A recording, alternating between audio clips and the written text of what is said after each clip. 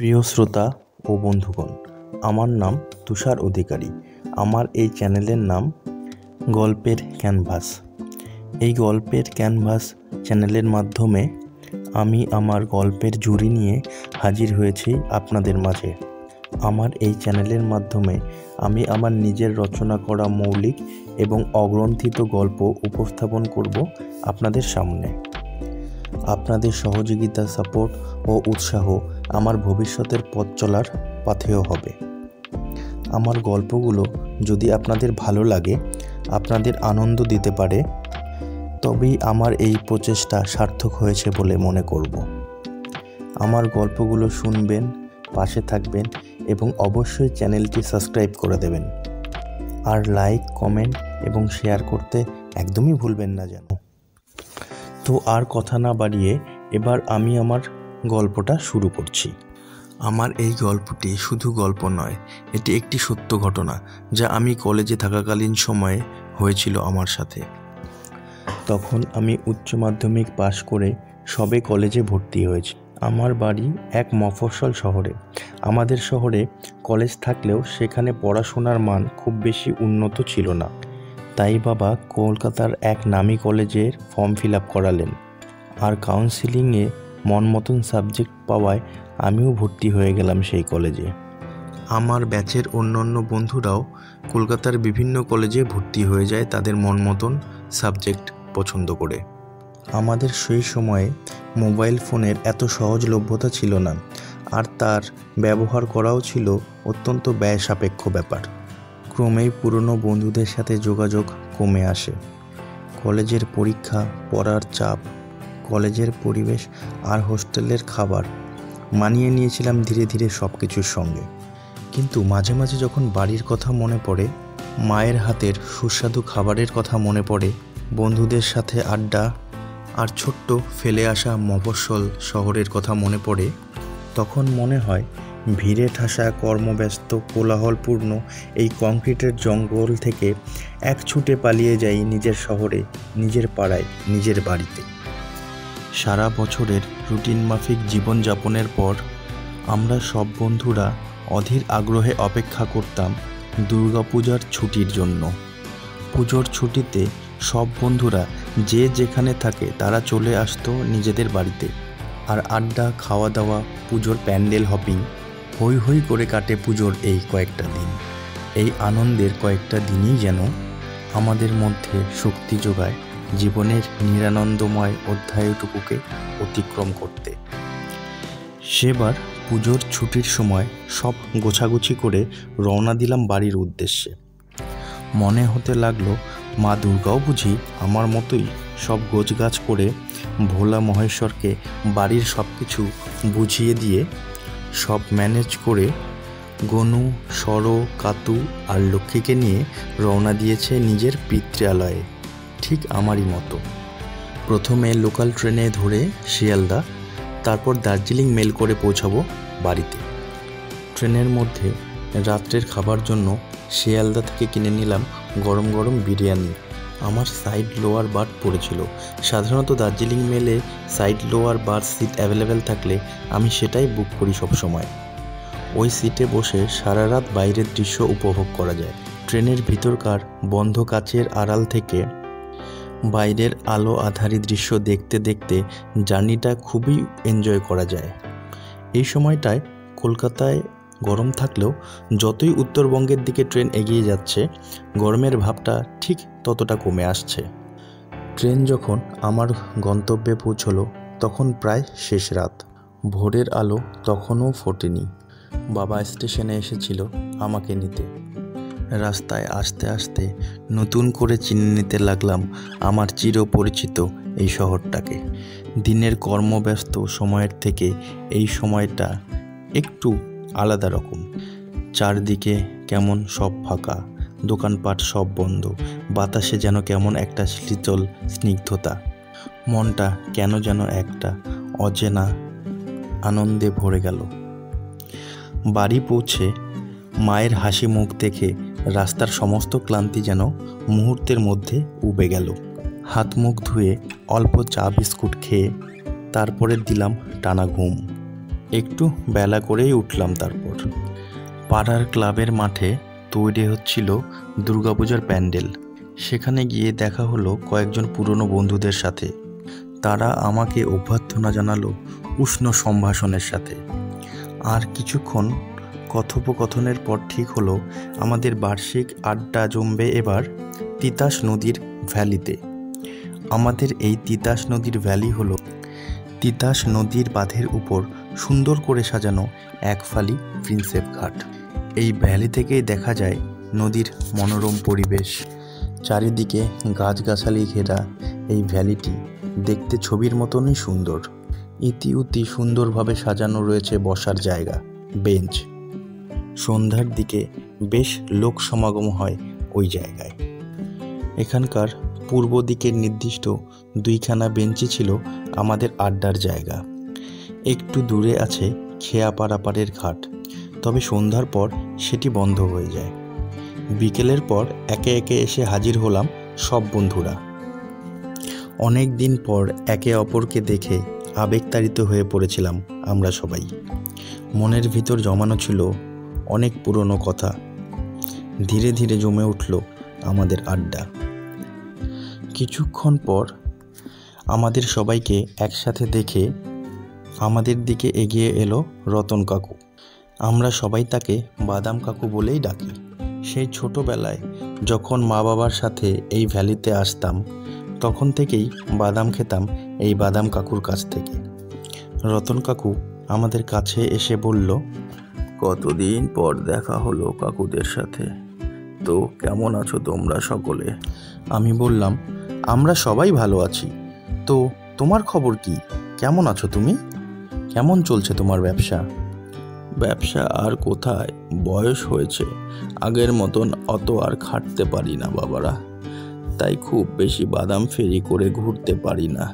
কয়েকদিন থেকেই বেশ অসুস্থ বোধ করছি। বয়স হলে যা হয় আর কি। ছাড়ো এই বুড়োর কথা, তোমরা বলো নতুন শহরে কি কি দেখলা তোমরা? শুনেছি কলকাতা শহর খুবই বড়, খুব বড় বড় গাড়ি ঘোড়া চলে ওখানে।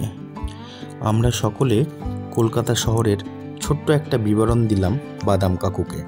রেলগাড়ি, ট্রাম, দোতলা বাস, পাতাল রেল ইত্যাদির কথা শুনতে শুনতে অবাক চোখে তাকিয়েছিল আমাদের দিকে বাদাম কাকু। আমি বললাম, তো একবার চলো আমার সাথে, তোমাকে কলকাতা শহর ঘুরে দেখাবো। সেই সৌভাগ্য কি আর এই জন্মে হবে আমার বাবা? এই বলে এক ঠোঙ্গা বাদাম বাড়িয়ে দেয় আমাদের দিকে। দাম দিতে গেলে কাকু বাদামের দাম নিল না, বলল, আজকের বাদাম আমার তরফ থেকে উপহার তোমাদের। কলকাতা না দেখতে পেলেও তোমাদের মুখে শুনে তৃপ্ত হলাম বড়। আজ চলি, আমাকে আজ ওপারে অনেক দূরে যেতে হবে। বেশি দেরি হলে নদী পাড়ের খেয়া পাবো না। তোমরা সবাই ভালো থেকো। এই বলে বাদাম কাকু ওরফে রতন কাকু চলে গেল অন্ধকারের মধ্যে। বাদাম চিপোতে চিপোতে আবার জমে উঠল আমাদের আড্ডা। মনের ভিতর প্রত্যেকেরই জমানো ছিল অনেক দিনের কথা। পুরনো বন্ধুদের পেয়ে আড্ডায়, কথায়, স্মৃতিচারণে কখন যে বেশ রাত হয়ে গেছে কেউই খেয়াল করিনি। ততক্ষণে চারদিক ফাঁকা হয়ে গেছে, কমে এসেছে লোকজন। হঠাৎ বন্ধুদের মধ্যে কৃষাণ সবার দৃষ্টি আকর্ষণ করে কি যেন দেখাচ্ছে। তার নির্দেশিত আঙ্গুলের দিকে তাকাতে আমারও নজরে পড়ল সেই দৃশ্য। অন্ধকারে নদীর মাঝ বরাবর জ্বলে আছে প্রকাণ্ড অগ্নিকুণ্ডের মতন কিছু একটা। ক্রমাগত জ্বলছে, নিভছে সেই বস্তু। সবাই সেদিকেই তাকিয়ে আছি বিস্ময়ের সাথে। সাধারণত এই নদীতে সারা বছরই জল থাকে, আর সকালে বাড়ি ফেরার সময়ও ব্রিজের উপর থেকে দেখেছিলাম নদীতে বেশ ভালো পরিমাণেই জল আছে। আর তখনও নদীর জলের গর্জন ভেসে আসছিল আমাদের কানে। জল ভর্তি ভরা নদীর মাঝখানে আগুন জ্বলছে দাউ দাউ করে। ব্যাপারটা কাছ থেকে ভালো করে দেখার জন্য আমরা একটু একটু করে এগোতে লাগলাম সেই দিকে। সেই আগুনটার কিছুটা কাছে যেতেই আমাদের নাকে আসলো অদ্ভুত ধরনের এক কটু পচা গন্ধ।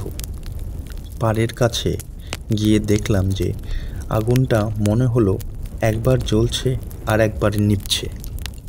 দেখে মনে হচ্ছে কেউ যেন আগুনের গোলা নিয়ে লোফালোফি খেলছে। সেই সব দেখে আমাদের আর সাহস হলো না সেখানে বেশিক্ষণ দাঁড়িয়ে থাকতে। আমরা তাই সেখান থেকে ফিরে আসলাম আর ঠিক করলাম কাল ভোরে দিনের আলোয় সবাই একসাথে এসে দেখব যে ব্যাপারটা কী। আর সেই পর্যন্ত কাউকে কিছু না জানানোর স্থির করলাম।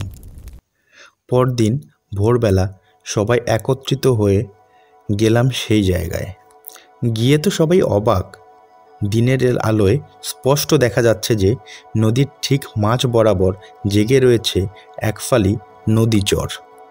আর সেখানে পড়ে রয়েছে কতগুলি গাছের গুঁড়ি ও গাছের মোটা ডাল, যেগুলো পুড়ে কয়লা হয়ে গেছে। আর পড়েছিল একটা ভাঙা মাটির হাঁড়ি, কিছু চাদর ও কিছু ব্যবহার করা বিছানাপত্র। স্পষ্টই বোঝা যাচ্ছে কাল রাতে এই নদী চড়ে কারো মৃতদেহ সৎকার করা হয়েছে। আর তার পুড়ে যাওয়া কাঠ, গাছের ডাল কাল রাতের তীব্র হাওয়ায় জ্বলে উঠছিল আর হাওয়ার বেগ কমে গেলেই নিভে যাচ্ছিল। আর যা দেখে আমরা ভয় পেয়ে গেছিলাম। আর কাল রাতে আমি আরও একটা জিনিস লক্ষ্য করেছিলাম, যা আমি কাউকে বলিনি, কারণ এমনিতেই সবাই প্রচুর ভয় পেয়েছিল। আর এসব বললে ওরা আরও বেশি ভয় পেয়ে যেত। আর আমি নিজেও তখন সন্দিগ্ধ ছিলাম যে আমি নিজেও কি সেসব দেখেছিলাম, না ছিল পুরোটাই আমার কল্পনা। কাল রাতে যখন ওই অগ্নিকুণ্ডের দিকে তাকিয়েছিলাম, তখন কেন জানি মনে হলো অগ্নিকুণ্ডের উপরের ধোঁয়ার আস্তরণ এক রথের অবয়ব তৈরি করেছিল, আর তাতে সাওয়ার হয়ে উপরে উঠে যাচ্ছিল এক ধূমায়িত মূর্তি। আমি সত্যিই কি এসব দেখেছিলাম, নাকি ছোটবেলায় পড়া শ্রদ্ধেয় শরৎচন্দ্র চট্টোপাধ্যায় রচিত অভাগী স্বর্গ গল্পের প্রভাবেই আমার অবচেতন মন এসব কল্পনা করে নিয়েছিল, তা আমার কাছে ধোঁয়াশা। আমাদের ওইভাবে সেই দিকে তাকিয়ে থাকতে দেখে সেখানে গরু বাঁধতে আসা নাড়ু কাকু বলল, কাল ও চরে রতন মানে তোদের বাদাম কাকুর মরদেহ সৎকার করা হয়েছে। অনেক দিন থেকেই অসুস্থ ছিল, গতকাল দুপুরের দিকে মারা যায়। এবারের বর্ষায় গ্রামের শ্মশান ঘাটে জল জমেছে, তাই এই নতুন চরেই তার সৎকার কাজ করা হয়। কথাটি শুনে আমরা যেন ভূত দেখার মতন চমকে উঠলাম। বলে কি নাড়ু কাকু, আমরা কাল রাতে যার সাথে কথা বললাম, যার দেওয়া বাদাম খেলাম, কাল নাকি তার মৃতদেহ সৎকার করা হয়েছে ওই চরে। আমি বিস্ময়ের সাথে বললাম, রতন কাকু মানে আমাদের বাদাম কাকু? হ্যাঁ হ্যাঁ, রতনই তো, ওই যে ফেরি করে বাদাম বেচত। মানে তুমি ঠিক শুনেছ তো কাকু? শুনেছি কি রে, আমি তো নিজেও ছিলাম তার সৎকার কাজে। সব কাজ সমাধা করে বাড়ি ফিরতে ফিরতে রাত 10টা বেজে গেছিল। তা তোরা এত সকালে সকলে মিলে কি করছিস এখানে? না মানে সকালে সব বন্ধুরা মিলে একটু হাওয়া খেতে বেরিয়েছিলাম, এই আর কি। তারপর নাড়ু কাকু সেখান থেকে চলে যায় এবং আমরা বিস্ময়ের সাথে একে অপরের মুখ চাওয়াচাওয়ি করছি। আমরা কিছুতেই বিশ্বাস করতে পারছিলাম না কাল রাতে যার সাথে আমাদের কথা হলো, যে আমাদের বাদাম খাওয়ালো, যাকে আমরা কলকাতার গল্প বললাম, সে কাল দুপুরে মারা গেছে। এও কি করে সম্ভব? তাহলে আমরা রাতে কার সাথে কথা বললাম? এই বিষয়টি নিয়ে আমরা সকলে পরে অনেক বিস্তর ভেবেছিলাম, কিন্তু তার কোনো কূল কিনারা পাইনি। আপনাদের যদি এই প্রশ্নের কোনো উত্তর জানা থাকে তবে কমেন্ট বক্সে অবশ্যই জানাবেন।